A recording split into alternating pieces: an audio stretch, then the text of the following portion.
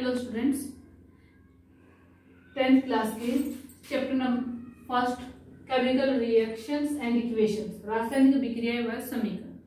इसमें हम पढ़ रहे थे types of chemical reactions. Chemical reactions क्या होती हैं, combination, dissociation reaction, endothermic, exothermic, वो सारी रिएक्शंस हम पार्ट नंबर 1 में स्टडी कर चुके हैं। इससे के आगे जो आते हैं displacement and double displacement reactions, वो मेरे चैनल पर ऑलरेडी अपलोडेड है। इसमें अब जो नेक्स्ट टर्म आती है वो आती है रेडॉक्स रिएक्शन। रेडॉक्स रिएक्शन से पहले हम स्टडी करेंगे इसमें इस रेडॉक्स रिएक्शन के दो part. First is oxidation. Oxidation को हिंदी में कहा जाता है उपचयन।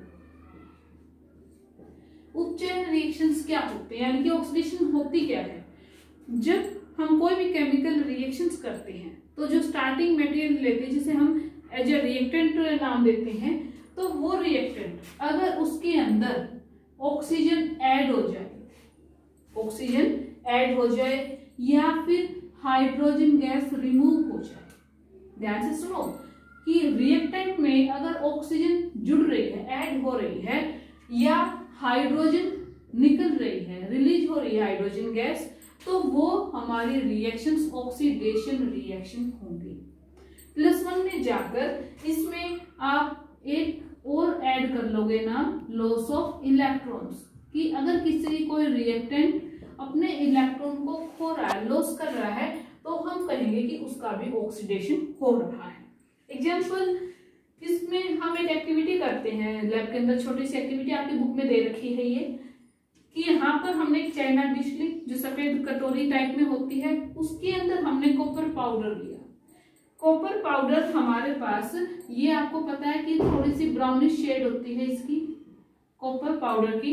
उस कॉपर पाउडर को हमने in the presence of oxygen Bunsen burner की फ्लेम से या फिर हम इसको स्प्रिट लैम्प की फ्लेम से इसको हीट करेंगे। जब हमने कॉपर को ऑक्सीजन की प्रेजेंस में हीट किया तो हमारे पास जो प्रोडक्ट हमने लिया था इस चाइना डिश में, वो ब्लैकिश कलर में हो जाएगा, brown to black colour change आ जाएगा। मीन्स जो कॉपर था वो हमारे पास कॉपर ऑक्साइड बन चुका है। उसके ऊपर जो ब्लैकिश शेड आई इस मटेरियल की, तो हमारे पास वो क्या बन गया है, कॉपर और ऑक्सीजन जुड़कर क्या बना रही है, कॉपर ऑक्साइड रिएक्शन। हाँ, तो जो ये वाली जो रिएक्शंस है, ये आप कॉम्बिनेशन रिएक्शन में भी इसका एग्जांपल दे सकते हो, क्योंकि जो रिएक्टेंट दो है हमारे पास, कॉपर और ऑक्सीजन, ये कंबाइन होकर बना रहे हैं single product, means copper oxide. ये इसकी स्टेट भी दिखा देते हैं हम इसमें कि हमारे पास कॉपर सॉलिड स्टेट में, ऑक्सीजन गैस स्टेट में है। तो ये जो कलर चेंज हुआ, इसमें हमारे पास क्या आया, कॉपर ऑक्साइड। इसका एक एग्जाम्पल हम एक एक्टिविटी के थ्रू कर चुके हैं, वो वीडियो अपलोड हो चुकी है, burning of magnesium ribbon activity, science activity के नाम से है। उसमें मैग्नीशियम रिबन हमने लिया था, उसको भी हमने ऑक्सीजन की प्रेजेंस में बर्न किया था। तो हमारे पास जो व्हाइट पाउडर सा, व्हाइट ऐश बची थी इसके मैग्नीशियम की, वो हमारे पास MgO यानी कि मैग्नीशियम ऑक्साइड था। तो ये भी आप कॉम्बिनेशन रिएक्शन में दे सकते हो कि मैग्नीशियम और ऑक्सीजन मिलकर कंबाइन होकर बना रहे हैं single product, that is magnesium oxide. इसमें व्हाइट फ्यूम्स, काफी व्हाइट फ्लेम के साथ ये जलता है, मैग्नीशियम रिबन व्हाइट फ्लेम के साथ जलता है, काफी स्पार्किंग फ्लेम होती है, अगर डायरेक्ट देखें तो आंखें भी खराब हो सकती हैं। दूसरा, ये दोनों रिएक्शंस एनर्जी को, यानी कि हीट एनर्जी को एब्जॉर्ब करके हो रही हैं, तो ये रिएक्शन हम एंडोथर्मिक रिएक्शन में भी लिख सकते हैं। ये दोनों जो हमारी केमिकल रिएक्शन को आपने केमिकल इक्वेशन की फॉर्म में लिखा है, ये आप कॉम्बिनेशन रिएक्शन में ऐड करना चाहो एज एग्जांपल, या फिर आप एंडोथर्मिक रिएक्शन में ऐड करना चाहो, दोनों में आ सकती है। और ऑक्सीडेशन तो है ही, क्यों है, क्योंकि यहाँ पर देखो रिएक्टेंट में कॉपर अकेला था और प्रोडक्ट में उसके साथ ऑक्सीजन जुड़ चुकी है, और यही हमने बताया था कि ऑक्सीजन ऐड हो, तो यहाँ पर भी कॉपर में जो रिएक्टेंट में ऑक्सीजन ऐड हो गई। सिमिलरली मैग्नीशियम सिंगल था यहाँ पर भी, लेकिन प्रोडक्ट में इसमें भी ऑक्सीजन ऐड हो चुकी है, तो इस वजह से ये ऑक्सीडेशन रिएक्शन के भी एग्जाम्पल हैं। उसके बाद हम देखते हैं रिडक्शन। रिडक्शन क्या होता है, रिडक्शन को हिंदी में बोलते हैं अपचयन। अपचयन इससे उल्टा होगा, यहाँ पर ऑक्सीडेशन में क्या था, ऑक्सीजन ऐड हो रही थी, यहाँ पर ऑक्सीजन गैस बाहर निकलेगी, यहाँ पर हाइड्रोजन गैस बाहर निकल रही थी, यहाँ पर हाइड्रोजन गैस ऐड होगी। तो वो रिएक्शंस जिसमें लॉस ऑफ ऑक्सीजन या गेन ऑफ हाइड्रोजन हो, that chemical reaction is called reduction reaction. Reduction में आप एग्जाम्पल के तौर पर लेना चाहोगे तो हम यही कॉपर ऑक्साइड से स्टार्ट करते हैं कि जो हमारे पास ब्लैकिश शेड का मटेरियल आया था जिसको हमने कॉपर ऑक्साइड का नाम दिया था, इस कॉपर ऑक्साइड को गर्म करो और साथ में गुजार दो इसमें हाइड्रोजन गैस। जब आप कॉपर ऑक्साइड में हाइड्रोजन गैस पास कराओगे और साथ में इसको हीट सप्लाई करोगे तो हमारे पास जो ब्लैकिश कलर था वो दोबारा से ब्राउन कलर में आ जाएगा और साथ में क्या होगा, वाटर। इसमें रिडक्शन कहाँ हुआ, ये देखो यहाँ पर कॉपर के साथ ऑक्सीजन, ध्यान से देखना इस पॉइंट को, कॉपर के साथ ऑक्सीजन प्रेजेंट थी जब हमने as a reactant copper oxide लिया, लेकिन प्रोडक्ट के अंदर कॉपर अकेला है, मींस यहाँ से यहाँ तक आने में इसमें ऑक्सीजन लॉस हो चुकी है, इस वजह से ये हमारा रिडक्शन हुआ। और दूसरा रिएक्टेंट क्या था हमारे पास, हाइड्रोजन। यहाँ पर कोई भी हाइड्रोजन के साथ ऑक्सीजन नहीं थी, लेकिन जैसे ही हाइड्रोजन पहुंचा प्रोडक्ट में बना वाटर, तो इसमें ऑक्सीजन ऐड हो चुकी है। और यहां से ऐड ऑफ ऑक्सीजन हमने क्या पढ़ा था, ऑक्सीडेशन, तो ये हमारा हो गया ऑक्सीडेशन। इसमें ये रिएक्शन ऐसी है जिसमें रिडक्शन भी हो रहा है, किस मेटेरियल का हो रहा है, कॉपर ऑक्साइड का। जब भी कई बार एमसीक्यूज में पूछा जाता है कि ये रिएक्शन दे दी जाती है आपको एग्जाम में, और आपसे पूछा जाता है कि किस रिएक्टेंट का, किस सब्सटेंस का या किस कंपाउंड का रिडक्शन हो रहा है, तो सभी यहाँ पर कॉपर को मार्क कर देते हैं। लेकिन बेटा यहाँ पर कॉपर ऑक्साइड का रिडक्शन हो रहा है तब कॉपर बन रहा है, तो रिडक्शन कॉपर ऑक्साइड का होगा। और ऑक्सीडेशन किसका हुआ है, हाइड्रोजन गैस का। और ऐसी रिएक्शन जिसमें ऑक्सीडेशन और रिडक्शन दोनों हों उसको हम नाम देते हैं रेडॉक्स रिएक्शन का।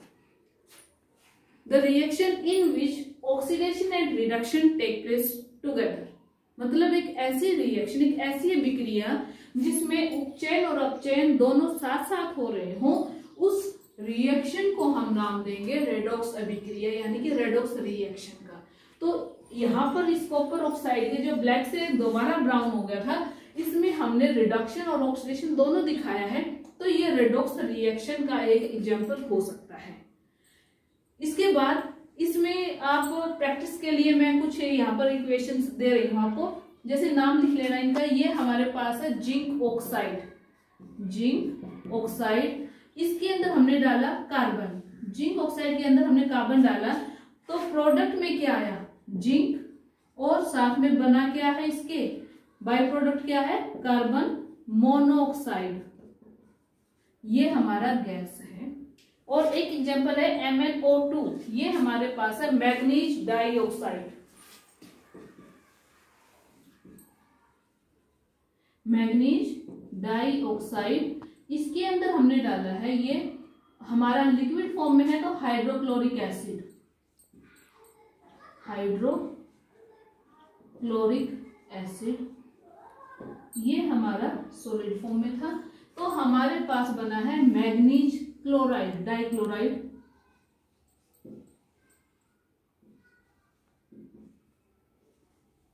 मैग्नीज डाइक्लोराइड, नाम सही लिख लेना, आगे वाटर है और फिर क्लोरीन है, तो ये भी हमारा गैसेस फॉर्म में जाएगा और ये भी गैसेस फॉर्म में जाएगा। तो यहां से इन रिएक्शन के अंदर देखो कि जिंक ऑक्साइड यहाँ पर ऑक्सीजन के साथ है और यहां से ये प्रोडक्ट में गया तो ऑक्सीजन इसमें लॉस हो चुका है, ऑक्सीजन गायब हो चुका है, तो ये क्या हुआ हमारा रिडक्शन। और यहाँ पर कार्बन अकेला है, लेकिन जैसे ही कार्बन पहुंचा प्रोडक्ट में तो बन गया कार्बन मोनोऑक्साइड गैस, और यहाँ पर हो गया इसका ऑक्सीडेशन, सिमिलरली आप इस रिएक्शन में आप बताना, कमेंट करके बताना कि किस सब्सटेंस का ऑक्सीडेशन इसमें हुआ है और किसका रिडक्शन हुआ है। नेक्स्ट टॉपिक हम लेते हैं कोरोजन। कोरोजन हिंदी में बोलते हैं संक्षारण, कि जब कोई मैटर लॉन्ग टाइम, एक लंबे टाइम तक वो एनवायरमेंटल कंडीशन से अफेक्ट होती रहती है तो टाइम के साथ साथ वो वीक हो जाती है और स्लोली वो डिस्ट्रॉय हो जाती है। तो इसको हम नाम देते हैं कोरोजन। इसके एग्जांपल में हम लेते हैं जैसे कि आयरन, रस्टिंग ऑफ आयरन, कि जैसे लोहा, लोहे को जंग लगना। हिंदी में इसको कोरोजन को बोलते हैं संक्षारण, कि जब कोई धातु लंबे समय तक जो एनवायरमेंटल कंडीशंस है उनसे प्रभावित होती रहती है और धीरे धीरे वो कमजोर होकर नष्ट हो जाती है तो उसे हम संक्षारण कहते हैं। इसके एग्जांपल है लोहे को जंग लगना। यहाँ पर हमने पढ़ा था ये कि जो कॉपर है वो एनवायरमेंट की ऑक्सीजन के साथ मिलकर वो कॉपर ऑक्साइड हो जाता है, या फिर वो उसके ऊपर एक ग्रीनिश शेड की कलर लेयरिंग आ जाती है। सिल्वर है वो काली हो जाती है, चांदी की जो आपके ज्वेलरी है वो काली हो जाती है, उसके ऊपर काले रंग की लेयर आ जाती है, वो भी कोरोजन का ही एक एग्जांपल है। बचा कैसे सकते हैं इसको, सेव कैसे रख सकते हैं हम अपने मेटल्स को, कि आयरन ऑब्जेक्ट्स को हम पेंट कर दें कि वो ऑक्सीजन और जो मॉइस्चर है, वाटर वेपर्स है, इनके कांटेक्ट में ना आने पाए। पेंट करके, ऑयलिंग करके, या फिर किसी दूसरे नॉन रिएक्टिंग मेटल की उसके ऊपर लेयर कर चढ़ाकर हम उसको कोरोजन से बचा सकते हैं। नेक्स्ट आता है रेंसिडिटी। हिंदी में बोलते हैं विकृत गंधीता। रेंसिडिटी क्या होता है कि कोई भी जो ऑयली प्रोडक्ट है, जैसे आपने नमकीन है या फिर चिप्स हैं, कुरकुरे हैं, कोई भी जो ऑयली प्रोडक्ट जो फ्राइड होते हैं, जो तेल में तलकर यानी कि बनाए जाते हैं, तो वो उसको अगर आप खुला छोड़ देते हैं थोड़ी देर बाद, 1 या 2 दिन बाद, तो उसकी स्मेल चेंज हो जाती है और उसमें से एक अजीब सी स्मेल आने लगती है, वो थोड़ा सा टेस्ट भी उसका बदल जाता है। तो इसमें हम कहते हैं कि तैलीय पदार्थों के हवा में मौजूद ऑक्सीजन के साथ वो विक्रिया करके अपने अपने स्वाद और अपने गंध को खो देते हैं। इसे विकृत गंधीता कहते हैं। तो इनको रेंसिडिटी से बचाने के लिए आपने देखा होगा, चिप्स कुरकुरे का पैकेट लिया होगा कि पैकेट इतना बड़ा है, लेकिन आप उसको ओपन करते हो तो उसमें क्या होता है, थोड़े से चिप्स या कुरकुरे ही मिलते हैं। तो बाकी क्या था उसके अंदर, एक गैस थी। वो गैस कौन सी होती है, नाइट्रोजन गैस। तो नाइट्रोजन गैस ऐसे पैकेट्स के अंदर फिलअप करके हम जो फ्राइड ऑब्जेक्ट्स हैं उनको हम रेंसिडिटी से बचा सकते हैं। दूसरे अगर घर में ले आए हैं आप नमकीन, तो पैकेट खोल दिया, तो पैकेट आप जिप लॉक वाले लो कि दोबारा से जिप लॉक कर दिया, या फिर अगर आपको कंटेनर में उसे डालना है तो एयर टाइट कंटेनर लो। डब्बे हमारे कैसे हो, उसमें एयर टाइट हो, उससे भी ये बची जा सकती है। या फिर बच्चों सिंपल सा तरीका है, पैकेट खोलो और खा जाओ, उसे भी यानी कि छोटे पैकेट लो, बड़े पैकेट की बजाय स्मॉल पैकेट लो, जितना आप कंज्यूम कर सको खोलने के बाद, वो आप उसको जो हमारे खाने की चीजें हैं उनको खराब होने से बचा सकते हैं। Thank you.